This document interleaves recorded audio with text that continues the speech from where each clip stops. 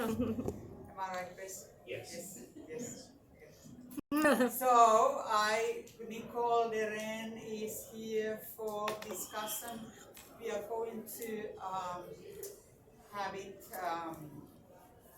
videotaped, and so you can always go back and see yourself talk about your art. And it's been fantastic. So we have had very nice feedback.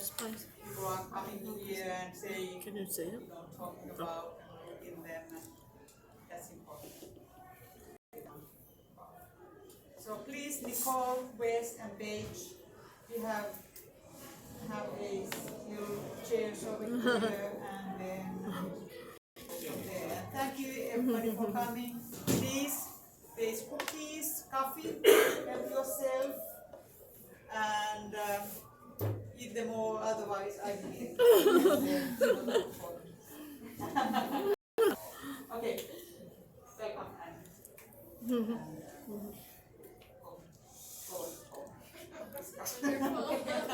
Thank you so much, Pirio.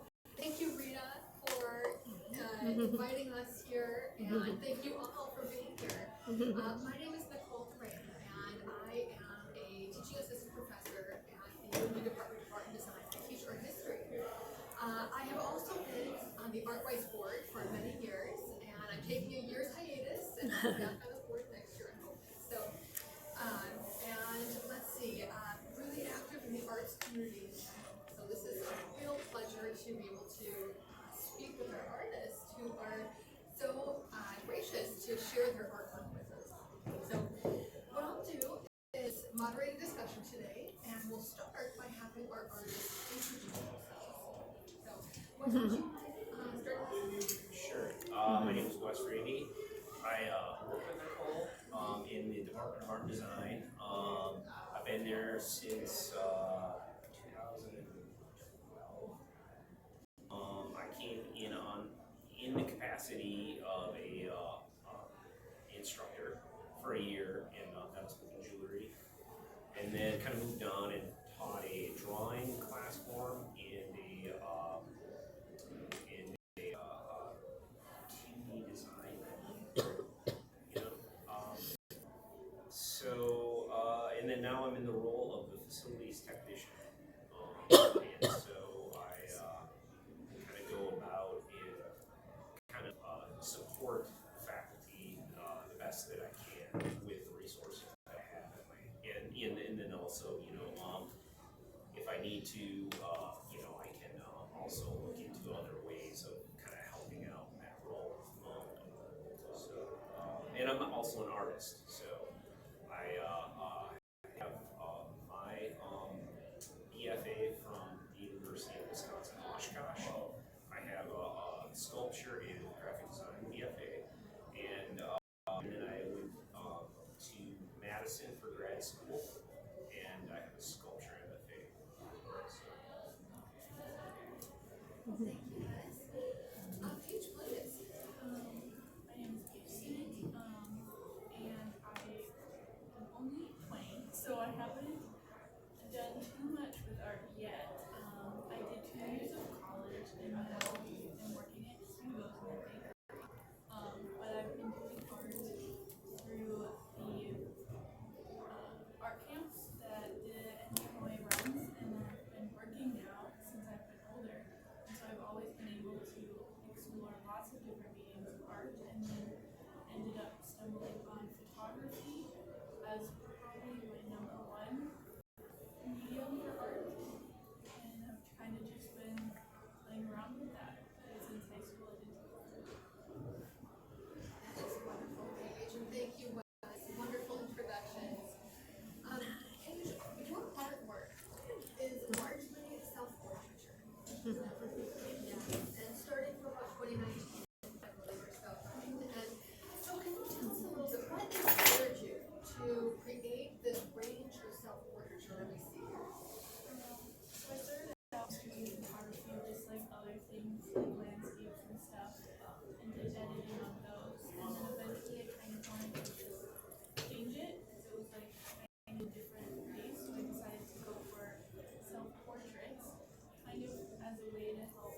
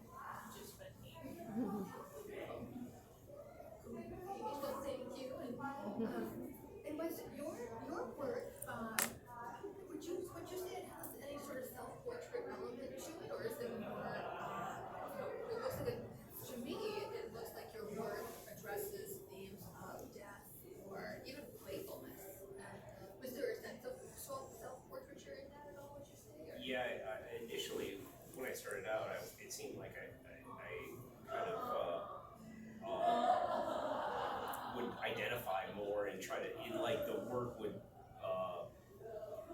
be kind of a reflection of where I was. I found ways to kind of extricate myself from my work, but definitely initially they were kind of like weird. I mean, I literally, when I started out, I think one of the first projects as an undergrad was to do like a self-portrait. And you could do it like any way, and it was like, it could be either in plaster, or it could be in Bondo or fiberglass resin. And I chose plaster, and I chose, like, it's really weird, but like I chose kind of like to work kind of traditionally, and you know, the portrait was really traditional. And so now, you know, a lot of the stuff that I do, I try looking at it from more the contemporary angle, although I you know, came from kind of a more traditional background. I think maybe process kind of, for some odd reason, kind of the more process oriented the art, I think it kind of informs that, or at least it did for me. And so yeah, I do look at some of them to be more personal pieces. I know this is going to sound funny, but the actual toilet seat piece is very personal. You know? And it's kind of, it's a big joke, and like, and I think of myself that way a lot of times. You know, it's, you know, life is kind of a weird, happy accident or something, and you know, the way you know, I view things, and yeah, that piece definitely. I got that for Christmas from my parents for 1 year. The broken toilet seat. I was always joking about it, and they actually came through, and it was a present for me. And so then I was like, well, I'm gonna do them one. I'm gonna one up that. I'm gonna like cast this in bronze, and you know. And I knew that, you know, I knew there was like you know, presents. You know, like you have to shop and the urinal, and but you know, I wanted to kind of make my own piece, but yet kind of have it deal with kind of what I was kind of going through at the time.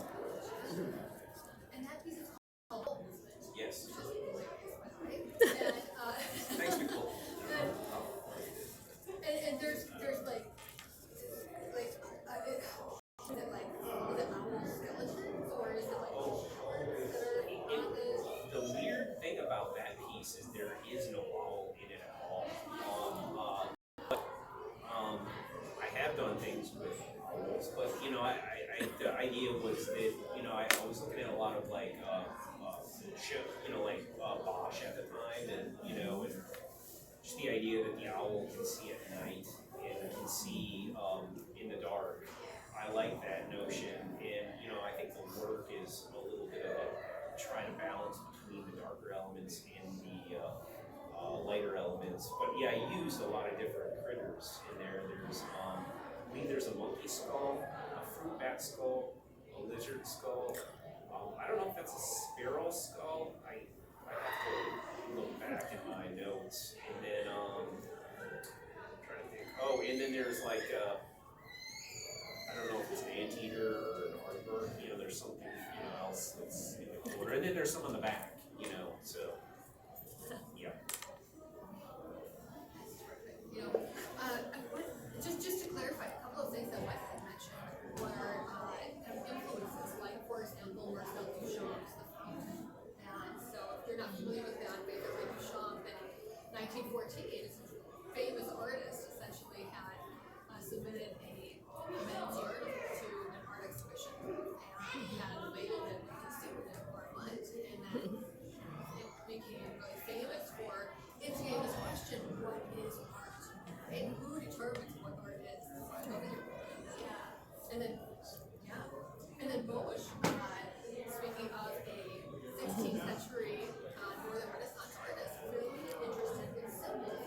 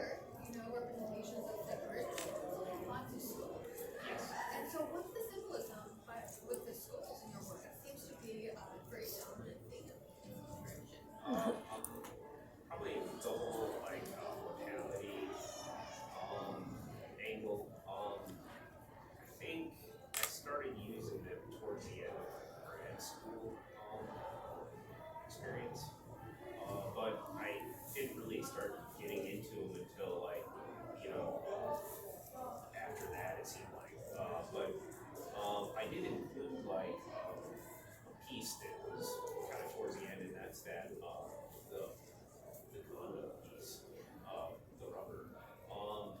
But yeah, so it all, like just the idea of I've always been kind of interested in bronze in that like it's kind of an interesting material in terms of that it gets you close to immortality because it's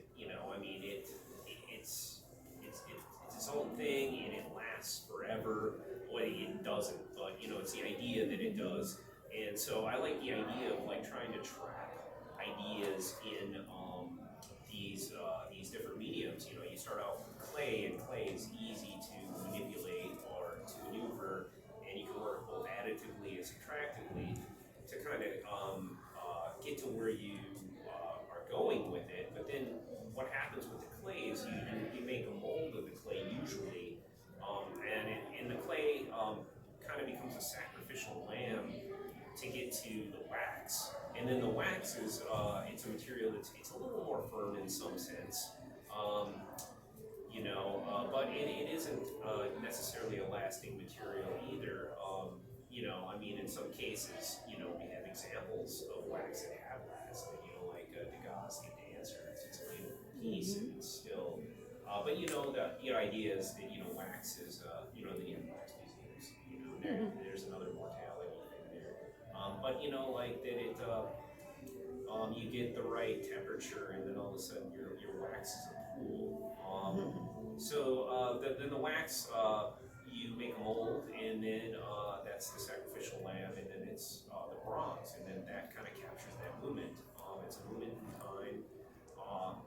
And so I just, kind of always been attracted to that. And so skulls are just kind of, I think, a symbol or something that I just like to use, play off of a little bit. I don't know if I'll always work that way, but I know that a lot of this work has that in it. Just try to address abstract kind of ideas with, these symbols. So you're referencing here the lost wax casting method, and is that the method you use for all of your work? Yeah, I think pretty much. Well, yeah, pretty much every one of these pieces has an element in it.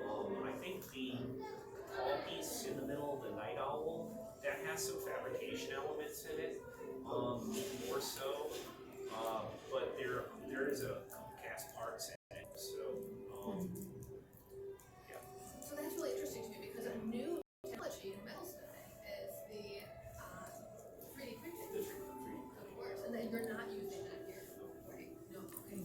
So, it seems like there's this element of, you mentioned mortality. Well, I didn't mention mortality because I think a lot of these skulls I'm seeing here are bird skulls. Yeah, there is a good portion of the bird painting.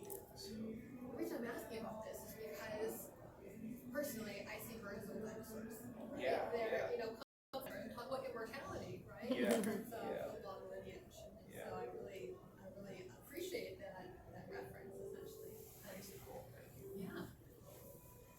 That's it. I didn't think of it that way, but yeah, I've often thought like, well, I should try and get like it's like a dinosaur skull or a bone clone or or something to do with that because I do have some fossilized teeth, and one of the pieces I don't have here had a fossilized mammoth tooth in it, and the piece I ended up trading the painter, but I fabricated a maggot, and then I have the tooth on the end. It comes down, and I called it maggot tooth or worm food, and that it's pretty obvious. It's just what happens to us after we die. And so a lot of these pieces kind of deal with like energy, and or just kind of an entropy or some form of like transformations going on in the pieces. And they're somewhat fluid that way, even though they're trapped in a material, but it's the idea of like a surface. All you're looking at is a surface, but there are things that are trapped inside to make that surface kind of terrestrial. does. And yeah, the 3D printer angle, I guess I'm interested in it. Have that technology, I find it interesting. But I'm also kind of like, I'm always like trapped between like, you know, like the analog ways of making things and you know, the digital. You know, like I'm attracted to digital and stuff and like 3D. But I like the hand in a lot of the work. You can still kind of see it, although I have on certain pieces kind of, like I said, kind of distance myself even from myself. You know, I don't know. Kind of get sick of, you know, when you like make, you know, like sometimes I'll pick it up and I'm like, oh, I made this piece before, and you get sick of what it is you're doing, and you kind of just kind of want to get away from that. Thank you, Wes. And Wes was mentioning his process, and would you share with us your process of making a photo? Yeah, I usually just take the pictures separately. I don't usually have like a process where I take a picture and then start editing right away. I'll just be in a certain mood, or have a feeling, and I'll take a picture of that. And then later on, I'll have like different feelings and emotions, and then I'll edit a photo that I feel connects to that a little bit. So there's kind of like two emotions in every photo. But the process, it's really, I can do it anywhere. So I'll just like, I can just pull out my phone and like edit a photo there. Do you do your editing on your phone with filters or? Yeah, great. Okay, I'm really intrigued by this idea that when you take a picture, you have a certain emotion, right? And then when you're editing your picture, you are coming at this image or referring to this image with a different emotion, right? And really shaping it in a new way and to convey maybe something totally different. And like for example, I see this image right here, confused. So that obviously refers to the title confused, right? So when you took this image, were you trying to capture that idea of confusion? And then when you use your filter, I'm assuming that's your filter, and were you kind of trying to relate that emotion again, or was there a different perspective you were using there? I think it's a different perspective every time because I don't really remember exactly. I just see it, and then it changes every time you see an image, like how you feel. And I never title any of my images either, so I like put them all into like the Google Slides. And at one time, I just like went through and named them all with how I was feeling again. So I guess it's kind of like 3 emotions there with the title. This is really amazing because it gives a sense of depth, you know, to the emotions that you're relaying in these images. And also, so it's not like a surface emotion, right? This is something that really grows over time. And then you print it and mount the image. And what was that process like? Did that help you think differently about the work as well? Yeah, I think I had never printed them off before, so it was really the first time, and it was really cool because I think they feel different all together too. On your phone, you only see it one at a time, so all together has even a bigger impact. Would you consider this series, one series, so would you consider this series like a overall self-portrait as opposed to each image is a self-portrait, rather this is a self-portrait emotional stance essentially at various points in time? Very cool. So let's too, you know, you're talking about this idea of collaboration.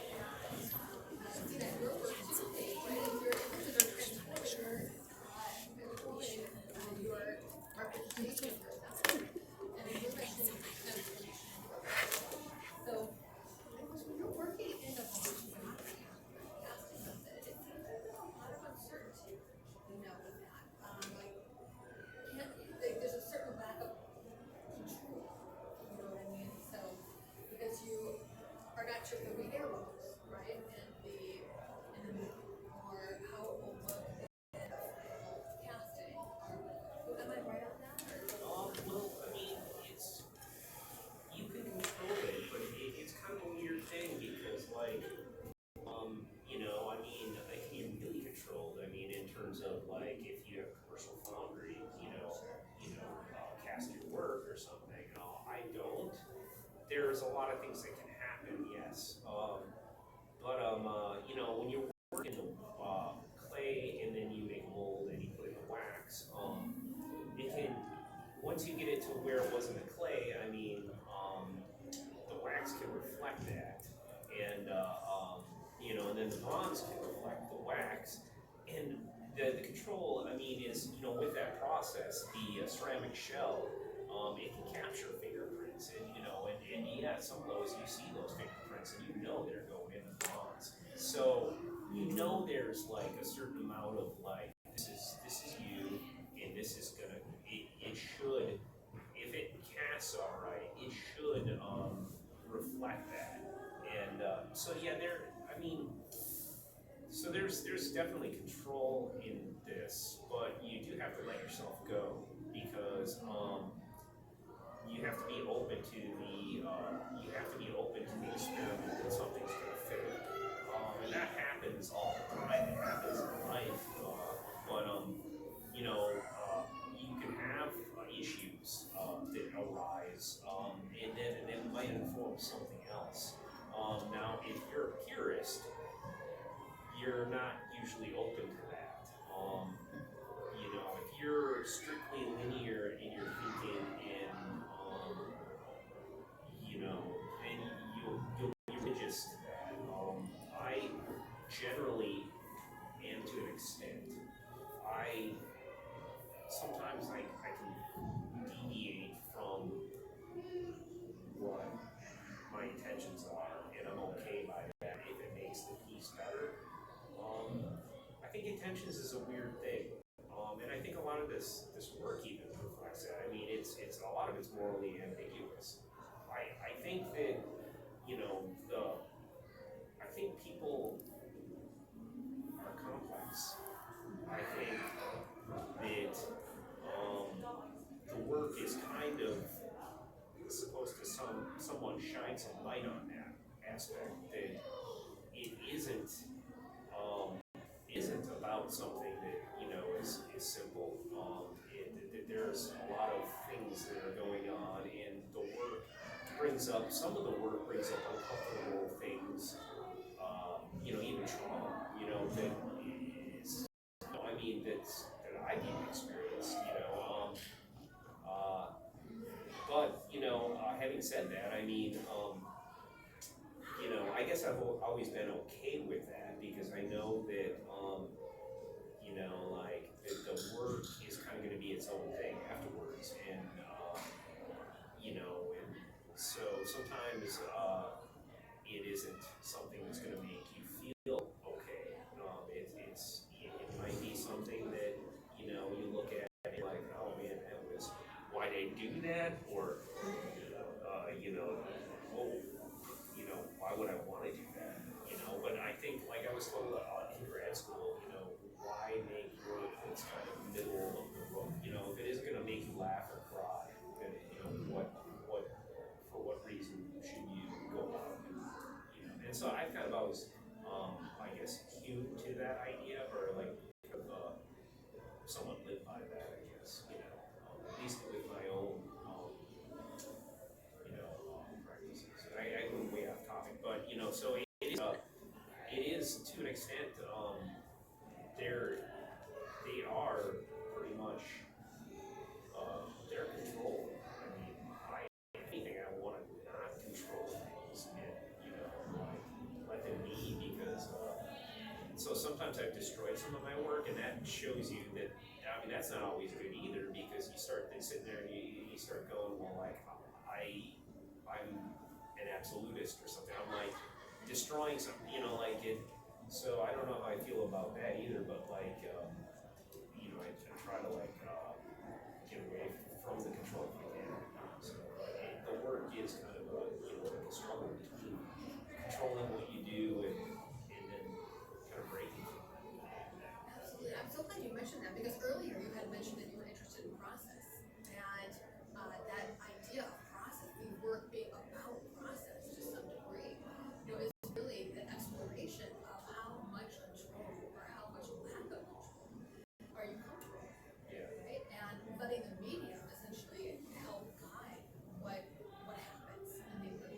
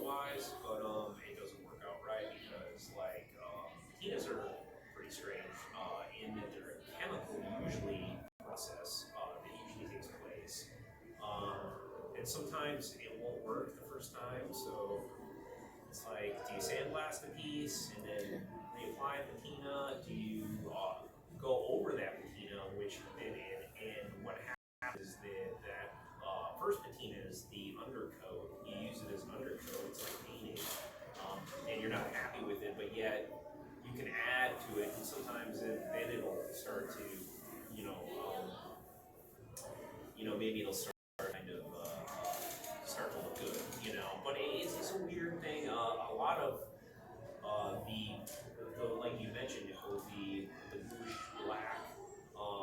That is this patina that I've kind of grown to love. It's a certain brand of gun bluing that I use it's given me that. And I've used it on a lot of different pieces, and it kind of gives me that.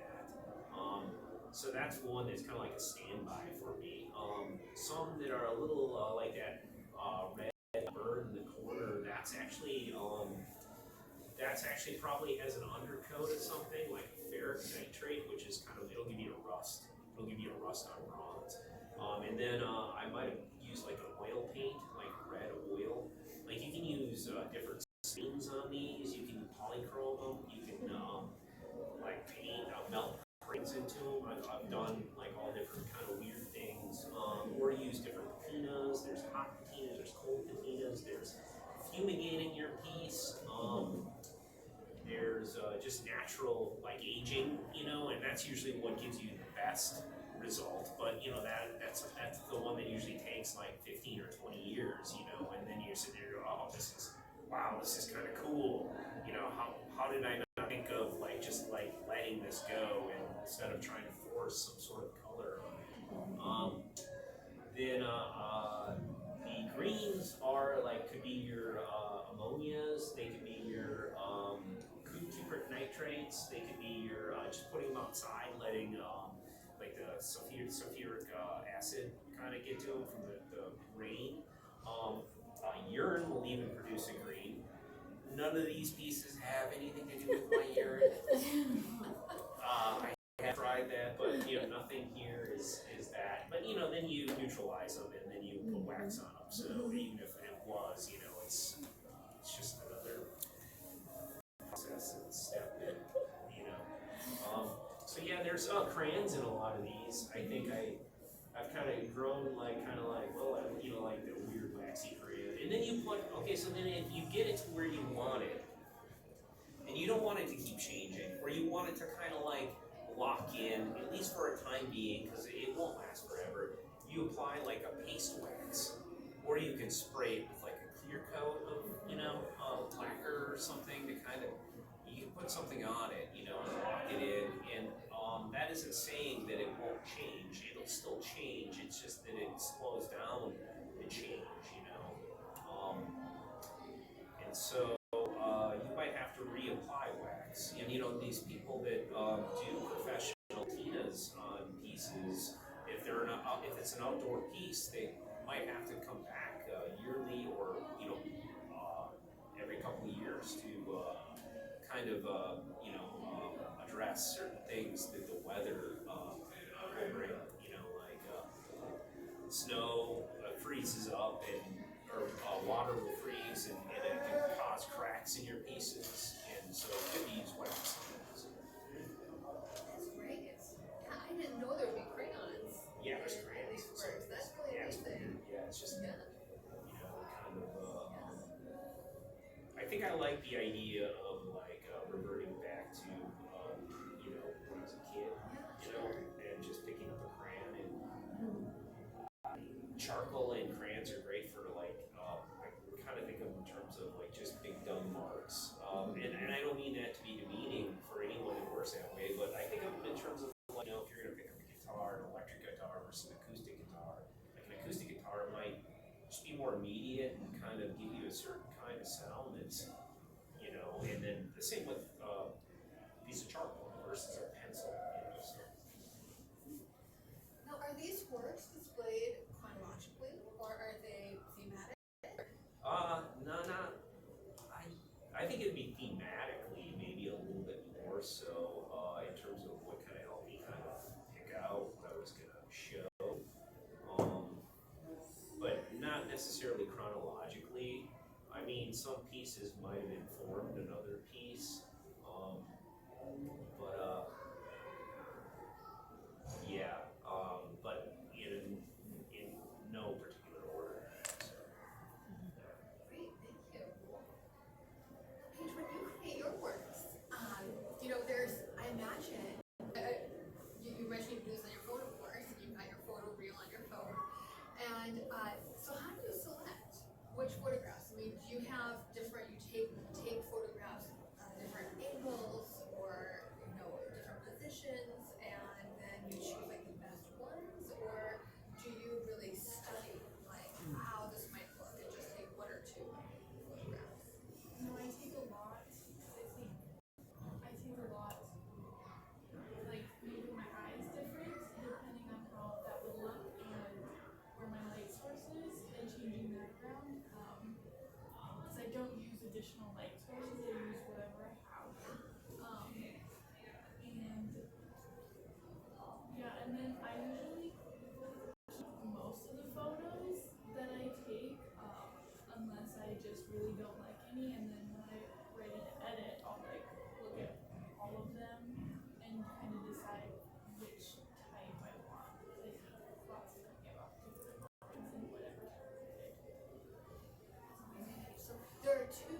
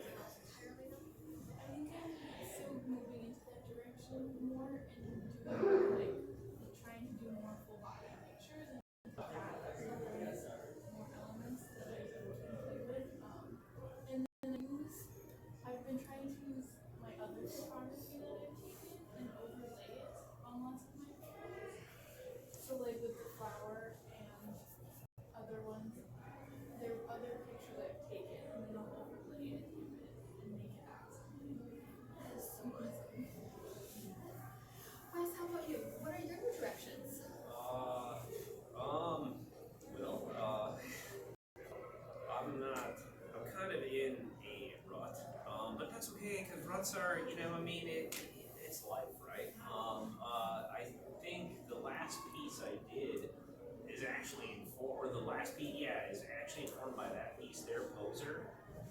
I feel like a big poser most of the time. So this one is that figure, but it's on a different base, and it's it's like a copy of that copycat poser. So yeah, a lot of these pieces I kind of reference myself with weird titles like the Order, the poser, the tweaker. No, the tweaker, not that I'm a tweaker, but like just, I can definitely relate to the character. For some odd reason, like I said, I read a lot of true crime, and I always put myself into why would someone want to do certain things, and try to understand certain angles and certain things, and it's like most of the time I can't, and I'm perplexed, and but they still kind of somewhat find their way into my work, like this kind of it's like I don't know if it's my way of like dealing with certain things, yeah, but yes. So I'm trying to get out of that a little bit. I don't really know where it's going to take me. I'll probably eventually work more abstractly. I'm kind of curious about like just cutting my losses with the figure, but I've always kind of been drawn by it because my professor was really figurative, and his professor wasn't so much figurative. Julius Schmidt, who's a futurist, a well-known futurist, he's in the books. He was at Cranbrook, and Julius's work is really, I mean, it's really, it's cool. I mean, it's, TC's helped him out with a lot of stuff. TC was my instructor, but TC, just so happened to go figuratively. A lot of figurative stuff was going on at the time in Cranbrook, and so, and they had Millis there, Carl Millis back in before Julius. So the figure I've always kind of been drawn to it. Like if I can somehow break with it a little bit and still maintain, what it is that I guess I'm able to convey certain certain ideas. I'll do that if I can do that. But I don't know because sometimes I feel like if it isn't you, it's like, do you do it? I don't know. So that's gonna be the trick. Thank you for that. That was really insightful in terms of your new directions. And Paige, I'd love to see if you were going to more abstraction too, right? As future directions. Thank you so much, both of you, for sharing your work and your insights and your thoughts. It's been such a wonderful experience learning about your processes and your inspirations, your motivations. And I'd like to take this moment to open up to our audience to see if you have any questions for artists.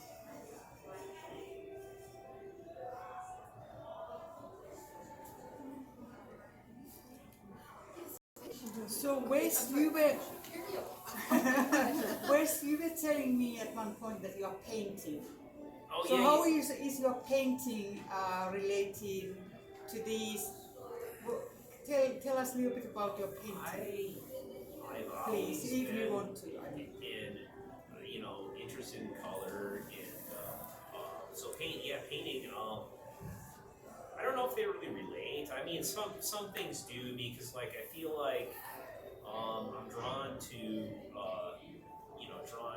characters. So the work is drawn to a certain character, and I still think it deals with like maybe mortality in the painting, but I'm not entirely sure that it.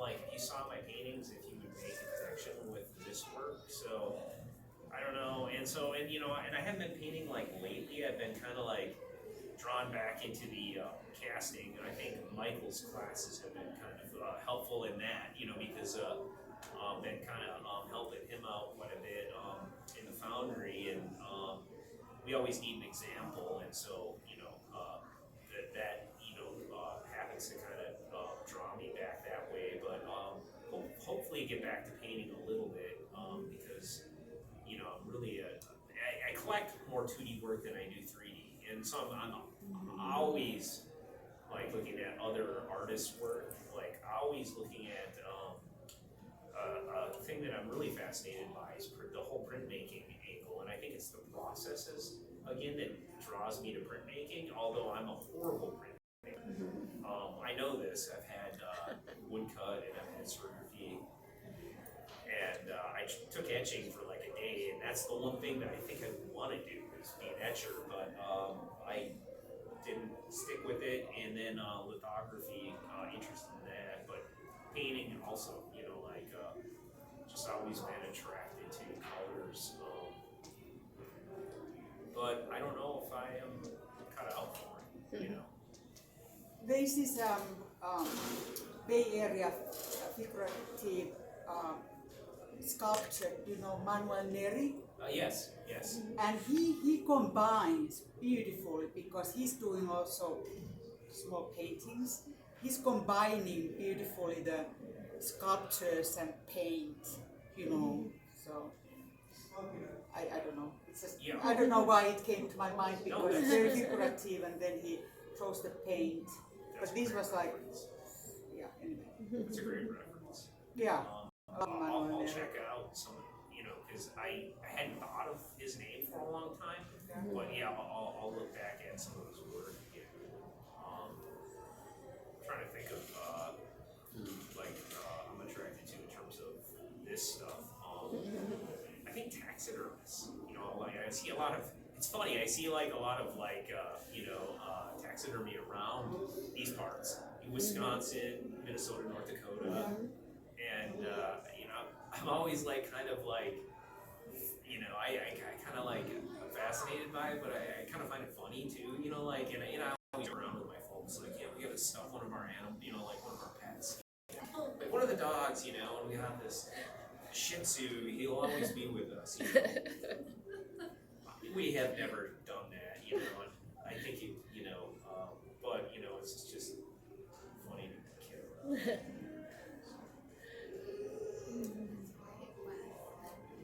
And then also Paige, I'm thinking about that, when taking self-portrait, it's a little bit like looking yourself from outside. Do you have that feeling that you kind of go outside of yourself to look back in?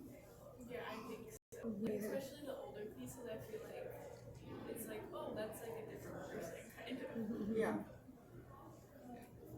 That's such a great question, Muriel.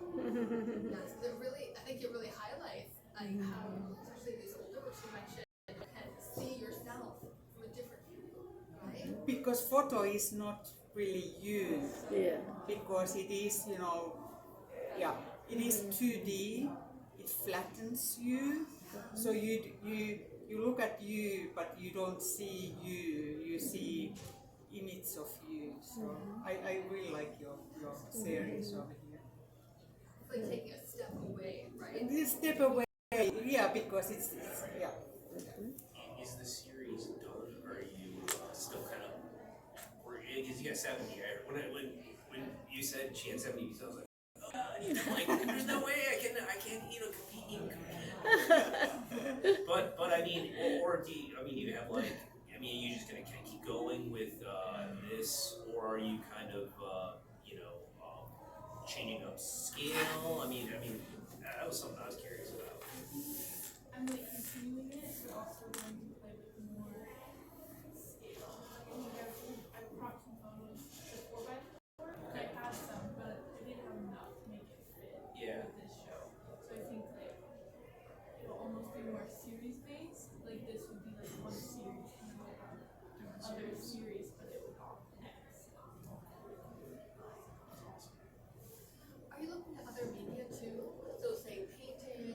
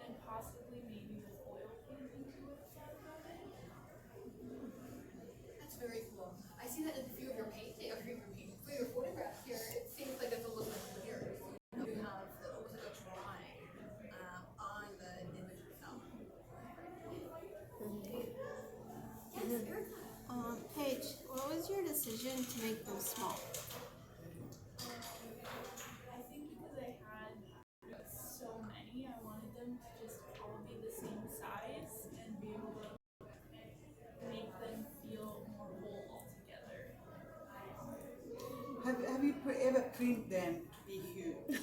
I haven't. I'd have to, I think, play with like pixels to make it look right since they're digital photos. And also I was thinking, this is your high school series, am I right? Kind of. What do you think about your Hugo series? I love it. You know, kind of maybe seeing yourself different as a high school than. Do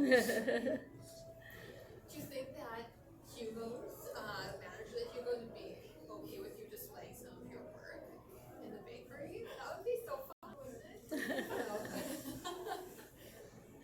Like people working. And for your website too, you could have high school Hugo's wherever you go next. Yes, there you go. Like it's literally a chronicle of your life. So, Not, any other questions? Could you both talk a little bit about the value of having your work, this being the last day of your show, the value of bringing your work out and having it up versus just in your studio or on your phone? What's the value that you both have to having your work up on display? I think it's really cool because obviously I've never seen my work like in person or together. So I think it was like when I first hung it, it was like very overwhelming. Wow, this is crazy. And so I think it was really an awesome opportunity to be able to do this because I would have never gotten the same feeling of just seeing it on my phone. So. She pretty much answered. Well, I mean, that was a beautiful answer. I mean, like, for me, I mean, some of these pieces, well, actually, probably not easy, but they end up in a closet. Usually the closet ones are the ones that I, deem like maybe it's too, I just, like might not be appropriate, but these ones maybe are, I felt okay with that. But yeah, they have not seen much light. There's a couple pieces that have been in shows.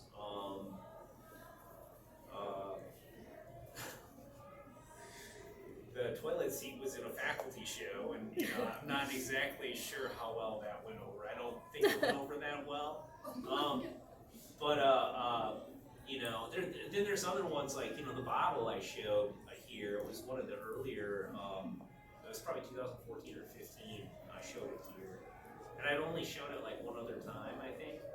And that piece, I'm fairly proud of in terms of I set little goals for myself. That was when I turned 40, and so that tooth there is when I turned 50. But I did a bigger tooth when I was 30, and it's probably better than this tooth.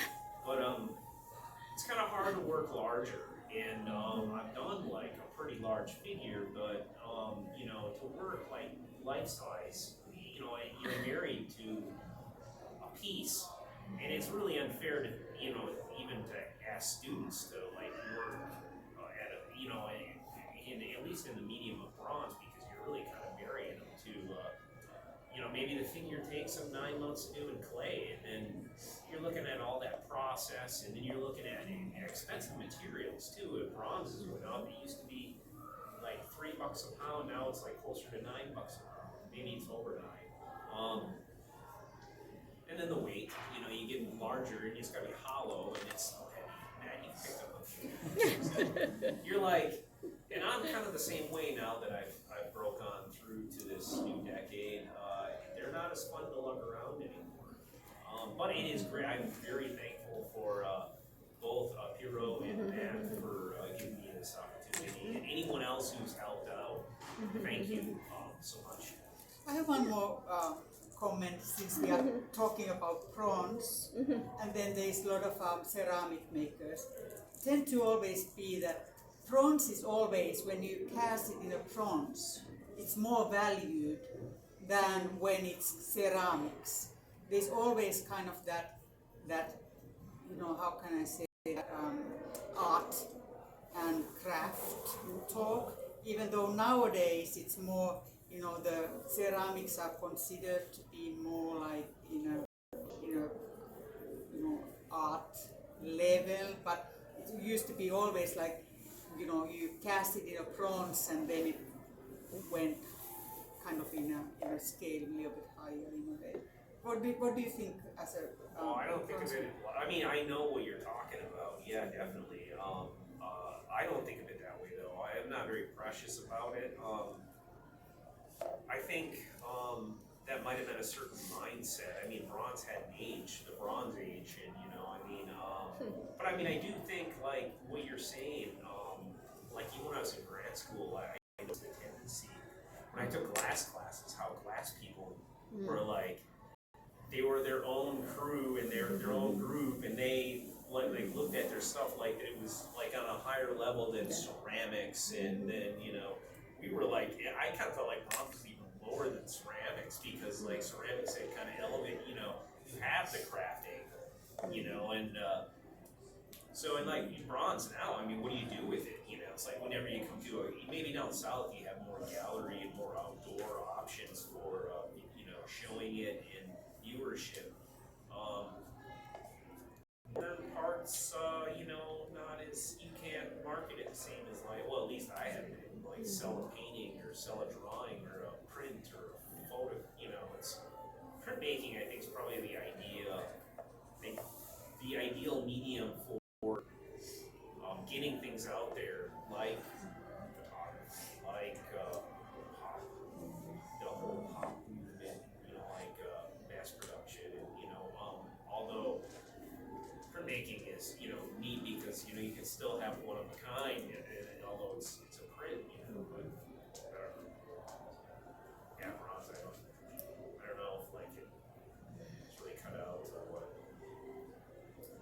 I'm fascinated by it. I love it, you know, but I don't know. That's a really great question, and great answer. You know, I really agree. You know, there's this definite dynamic between fine art and craft. You know, and it really comes back to how people have valued different media over time, right? Because you think about bronze and about the Bronze Age, right? Yeah. Just thinking about like ancient Greece Yeah. and how, How do you? right? and it is also with oil painting and watercolor painting. Oh yeah. It is also this, if you paint with oil, it's kind of more precious than watercolor. And then it's always been this kind of, you know, medium choices for painters too. That's really interesting because there's a definite gender dynamic to that, where in the 19th century, for example, watercolor painting was suitable for women, when really not for oil painting was really not suitable. And watercolor painting was also a sketching medium where artists would take watercolor out into an environment and then create a sketch, take it back to their studio and create a finished oil painting essentially. But so it's really, I totally agree. It's almost like this hierarchy, right? If you think about like ancient Greece, for example, talking about bronze work and then ceramics.